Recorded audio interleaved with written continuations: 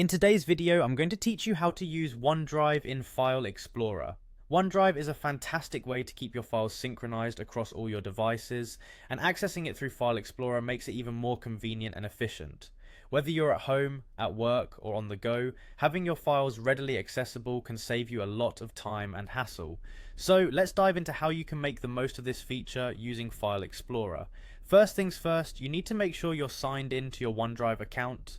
This is a crucial step because without signing in, you won't be able to access your files. If you haven't already set up an account, head over to the OneDrive website and follow the setup instructions. Once you're signed in, the magic begins. Next, open File Explorer on your computer.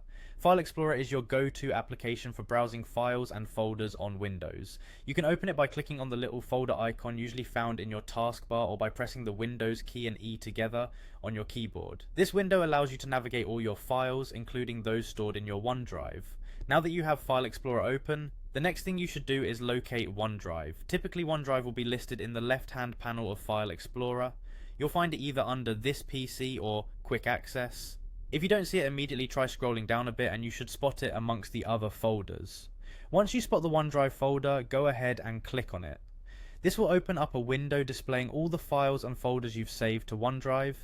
These are directly synced with your OneDrive cloud storage, so any changes you make here will automatically update across your connected devices. With OneDrive now open in File Explorer, you can access all of your synced files and folders. This means you can view, add or delete files just like you would with any other folder on your computer. The great part about having OneDrive linked to File Explorer is the seamless integration it provides. You don't have to go through a web browser to manage your files, saving you time and effort. To make the experience even better, you have the ability to copy, move or share your OneDrive files directly from File Explorer. Simply select the files you want and choose your desired action.